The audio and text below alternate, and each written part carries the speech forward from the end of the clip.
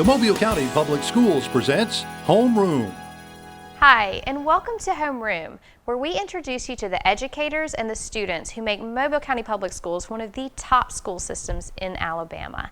I'm your host, Renee Phillips. Today we're going to be talking about history and social studies and the instruction that takes place inside our classrooms, and we're going to talk to some of our phenomenal national and state award-winning teachers who we're just so proud of. So joining us right now, I have Nate Smith, who is an academic supervisor over social studies and history and a former history teacher. So hello, Nate.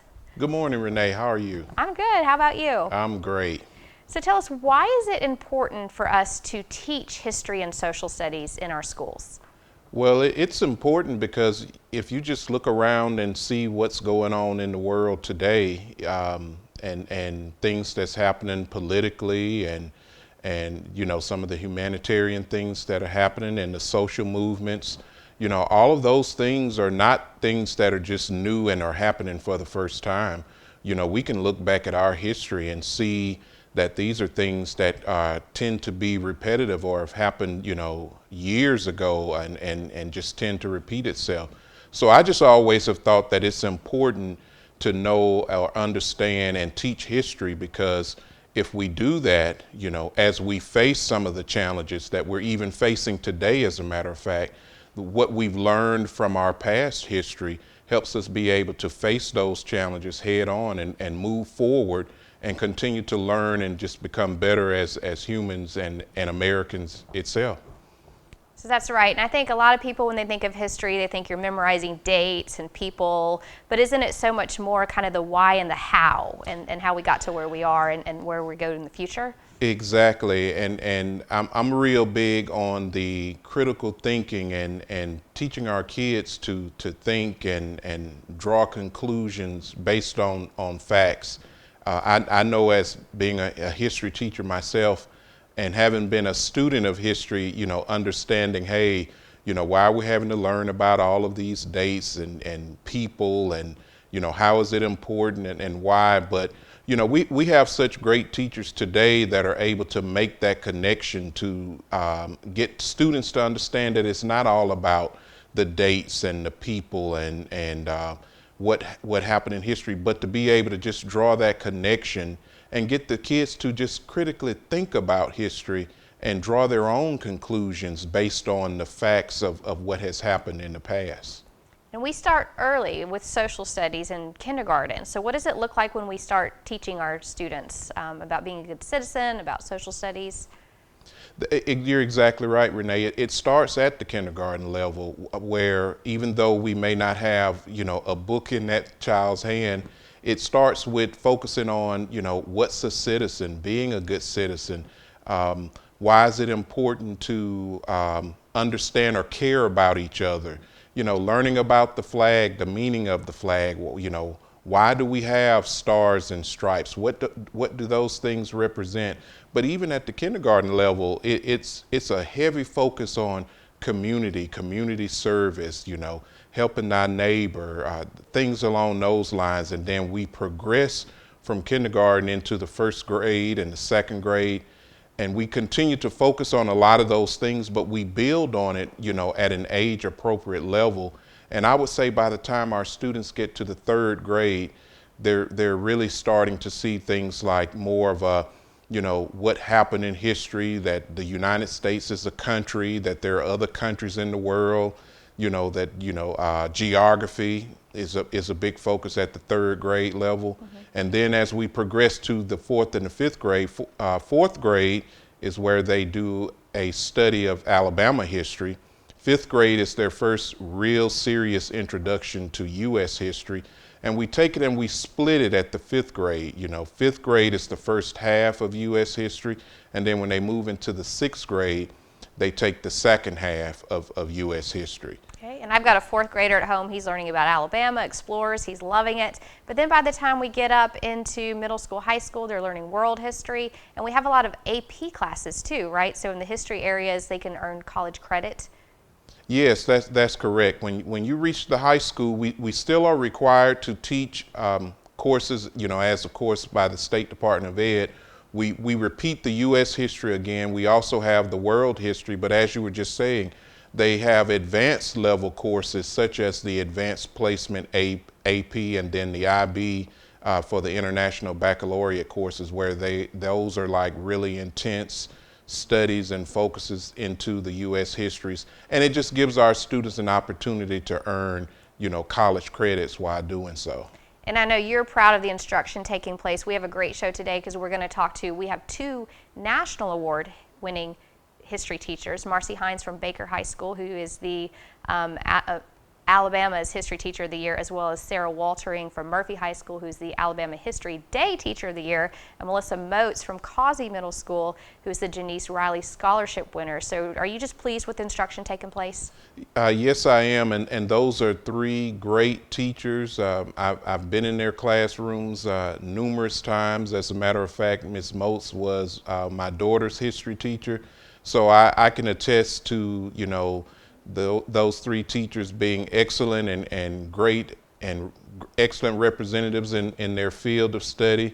So it's just wonderful to be here this morning to just, put the spotlight on some of the great things that's happening in our social studies classes. That's right, and thank you for your leadership as you lead our social studies and history instruction for the district. We have to break for commercial now, but when we come back, we're going to talk to MARCEE HINDS, who teaches history at Baker High School. She's one of our fantastic teachers, and you're going to want to hear what she has to say, so stay tuned.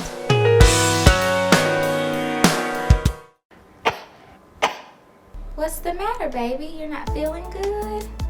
School-aged children are at a higher risk of getting and spreading germs and viruses. To help protect the spread, students are encouraged to stay home when sick.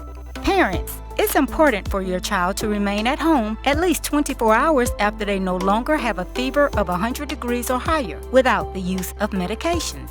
Please help us maintain a healthy learning environment.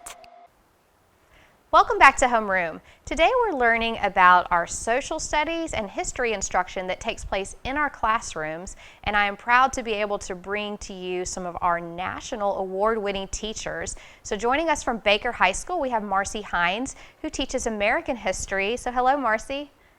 Good morning. So tell us, what do you love about teaching history? I think it's the connection to the past. Ever since I was a small child, something fascinated me about learning about what came before me.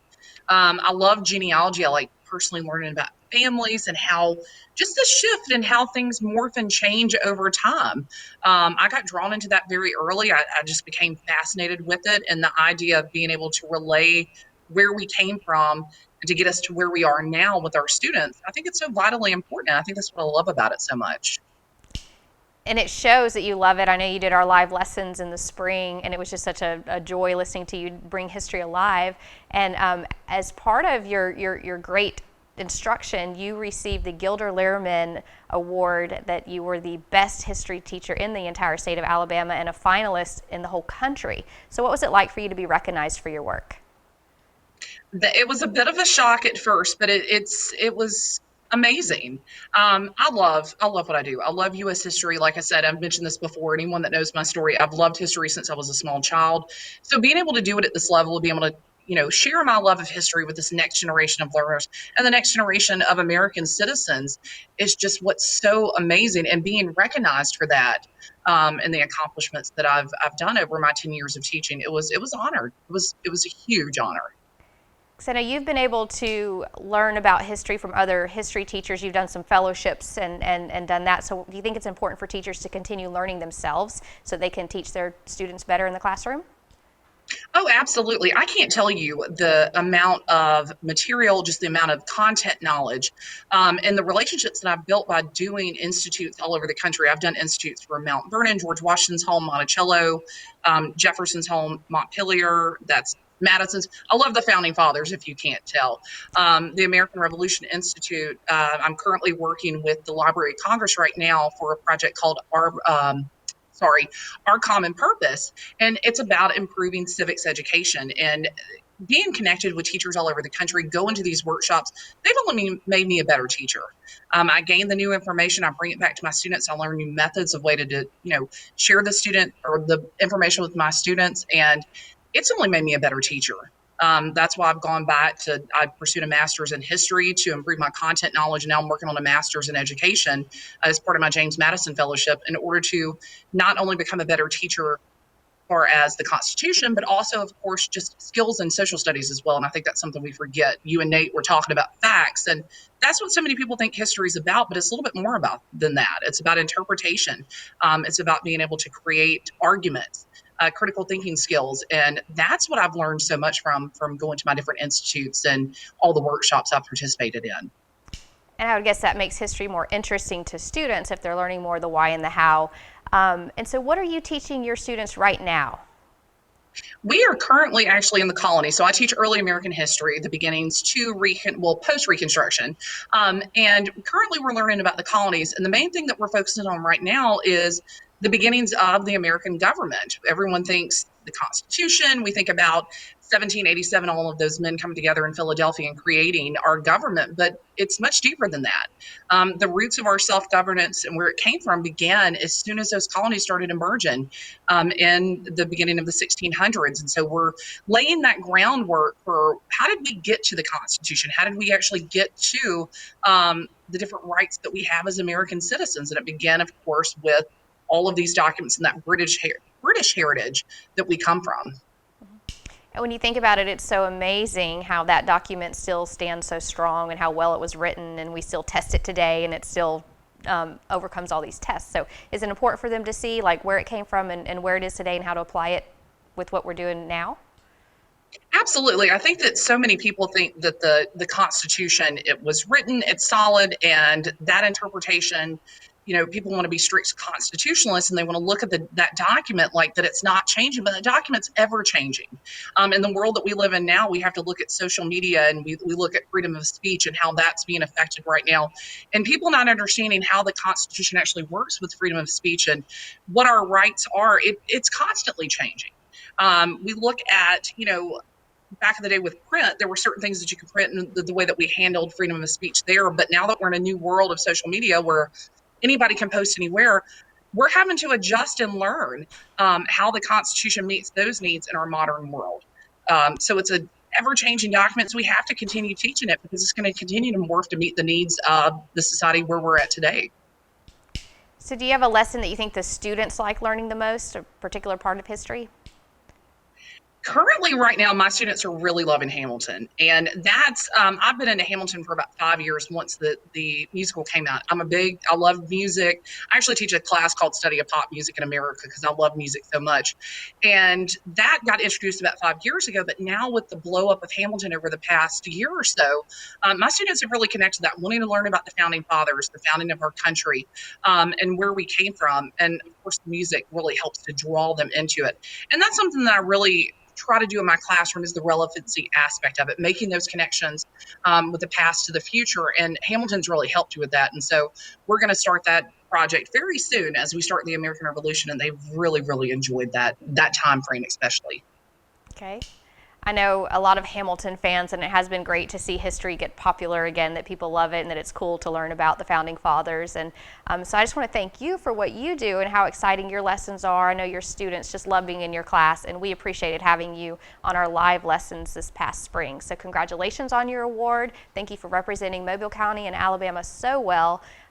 We're going to break for commercial, and when we come back, we're going to introduce you to Sarah Waltering of Murphy High School, who is Alabama's National History Day Teacher of the Year. So stay tuned. When it comes to getting your child through school, at times it can be overwhelming. What school to choose, what classes to take, how to apply for college. To help answer these questions and more, we would like to invite you to join us on Parent Connect as we take an in-depth look at some of the issues and concerns you may have about your child's education. So get connected with Parent Connect, weekly right here on the MCPSS TV network. Hi, and welcome back to Homeroom. Today we are meeting some of our history teachers because we have fantastic teaching of social studies and history taking place in our classrooms. And this year we have several national award-winning teachers. So I'm going to introduce you now to Sarah Woltering, who is a history teacher at Murphy High School. She teaches American history in the IB program, and she is the National History Day Teacher of the Year for the entire state of Alabama. So congratulations. Thank you. So what do you love about teaching history? What's really not to love about teaching history? One of the things that I really love about teaching history is that it's a way for myself as well as students to connect with the past. And without being able to connect and see the past, it's difficult to make sense of yourself and the world around you here in your own time. So I really love telling stories of historical figures that students might see a bit of themselves in, and being able to make those connections with people who lived, decades or even hundreds of years before they did. And maybe they see a little bit of themselves in that person, and make that connection to today and to the world around them. And one thing that I've heard from you and from other history teachers is that we have to keep history relevant, because it does apply for today and we learn lessons from history. And I know one way that you're keeping history relevant is through our participation in the National History Day. So can you tell our viewers about that program? Absolutely. So a little bit about National History Day. So as the title implies, it is a national organization. Students will eventually, if they qualify, compete in the national level, but there are also state and then local levels for participation as well. And National History Day is basically a research project in history. Each year, National History Day creates a theme. For example, this year's theme is communication in history, the key to understanding. So students will pick a person or group of people, or maybe a new invention, technology, centered around that theme, that topic. It can be from any part of the world and any time period in history. So it really gives students some great autonomy to really dive into an area that maybe I don't cover a lot of in class. And gives them an opportunity to explore and research on their own. So once they've selected their person and relate it to the topic, then they have actually 5 options for completing their project, which is one of the other things that I really love about National History Day. So students can work and complete an exhibit, which is basically a poster board presentation. They can create a documentary, they can do a performance, they can write a paper, or do a website, and they can work by themselves or with a group. So I really love that they're able to creatively apply research and make something meaningful for not only class, but themselves as well. I love that. So they are doing the research and they turn it into a project, and then that gets judged. And I know that when you won this award, you also had several students who are recognized for their outstanding projects. So can you tell us about those students and what their projects were? Absolutely. So I have 2 young ladies. They're seniors this year, so they competed last year as juniors. One of the last things that we did before COVID shut everything down was actually host our school-wide competition for our National History Day projects. These 2 young ladies placed in the top 3 at school. They went on to our MCPSS regional competition, which was virtual this past year because of COVID. And then they went on to state, and then actually the national competition as well. So one of my students was Katie Boone, and she did a project on Chuck Yeager. Last year's theme was breaking barriers in history. So she researched Chuck Yeager and him breaking the sound barrier. Katie also, because she finished in first place at the state competition, qualified for a $1,000 scholarship, to Auburn University in Montgomery with that first place finish. So that was awesome. And then my other student was Haley Kennedy, and she did a documentary on the Arab Spring. And one thing that I love about her project is she actually came to the conclusion that a lot of barriers weren't actually broken. And I love to see that through the research that students actually come up with a surprising conclusion, one that they might not have necessarily expected, and meaningful in that process. So super proud of them. They did a great job. That's great. So they're learning those critical thinking skills and how to analyze history and current events as well. So as an educator, how proud are you when you get to see your students excel and get this recognition? Oh, that's the best part. I've like seeing them be successful and get those scholarship opportunities like Katie did. That's due in part because of the great work of the Alabama Humanities Foundation here in our state, and the support that those higher up in government, give to the humanities and to our National History Day program. To be able to not only recognize the importance of history, but also the outstanding work that our students are able to produce right here in our state is just amazing to see that. And you're amazing, and we want to congratulate you for winning the National History Day Award as Alabama's top history teacher. So thank you for that and all the hard work that you do with your students every day. We have to break for commercial, and when we come back, we're going to talk to Melissa Motes, who won the Janice Riley Scholarship for her instruction at Causey Middle School. So stay tuned.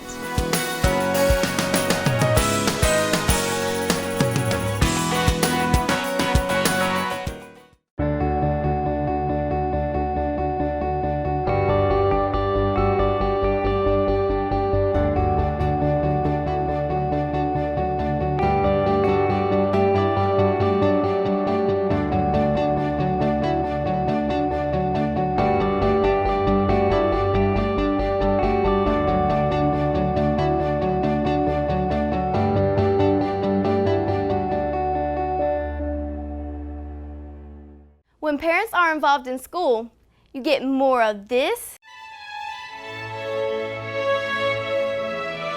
and less of this.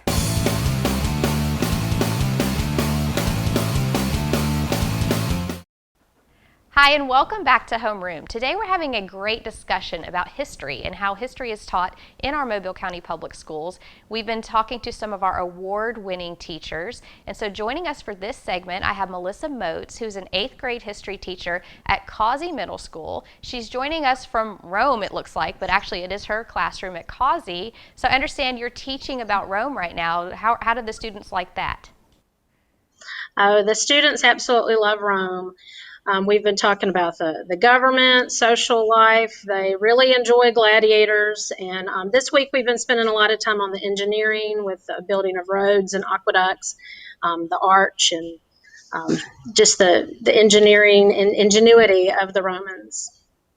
Right, and it's such an incredible part of history that has affected our democracy here in America.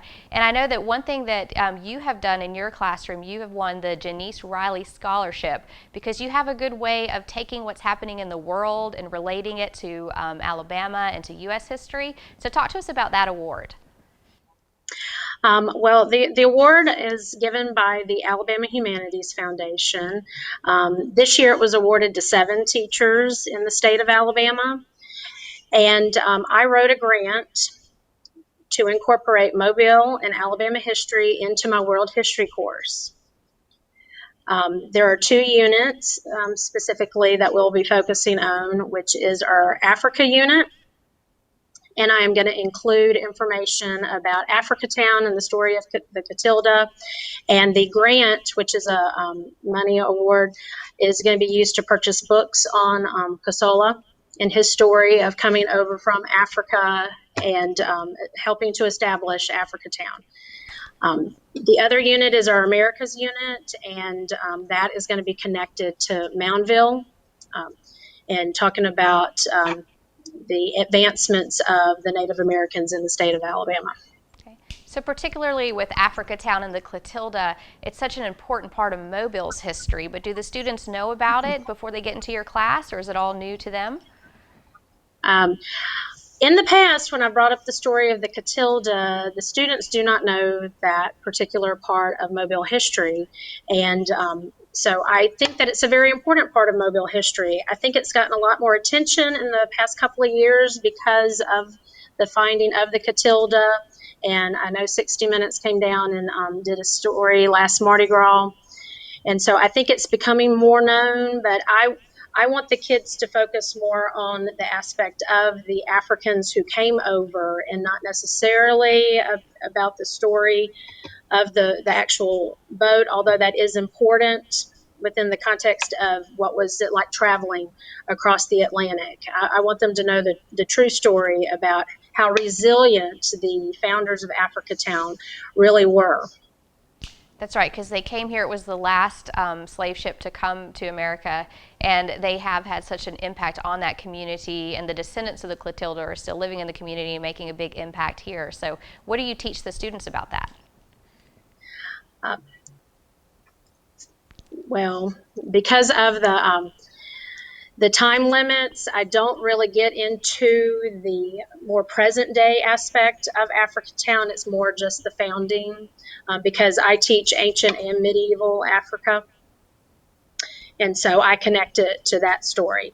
I do think the kids do need to research and they need to learn about the community as a whole and about how it needs to be rebuilt up. I know that there are community groups that go and help clean up, but we need to know the stories of those founders. That's right. And then the other part of it is the Native American story, which is so important to Alabama history. So can you tell us a little bit about that? When we talk about the Americas, we're mostly focusing on the Aztecs, the Mayans, and the Incas, but I think more focus does need to be brought into the U.S. Native Americans because, Alabama is named after a Native American group, but we specifically in our text have lessons on the mound builders, which is connected to Moundville. I also bring in the Archaeology Museum, have a excellent display of the Mound Native Americans. Okay. And are these stories that the students can relate to when they see it, like the name of Alabama, and when they have maybe been to some of these places where Native Americans have lived? Sometimes they can. It all depends upon how much history they've had before they've gotten into middle school, because I'm getting the kids with history that starts at prehistory, before there was even writing. And so I am trying to get them to see a connection between the past and the present. Okay. Well, this is great. So just any final words about teaching history and why you love teaching history? Oh, I just absolutely love history. I think that we cannot go forward if we don't know our past, because I constantly tell my students the past repeats itself. And our lesson today is on the fall of Rome, and we're looking at the 9 reasons for the fall of Rome, and the kids are like looking at it going, this is happening, here we have unemployment issues and inflation, and so they're actually bringing in current events and connecting it to what we're studying. And that's what I love about teaching history. Okay, that's great. And thank you for the work that you're doing, teaching history to our students. We have so many wonderful teachers throughout Mobile County in history and all the other subjects. I'm so glad that we got to introduce you to several of them today. Thank you so much for joining us today, and we'll see you next time on Homeroom.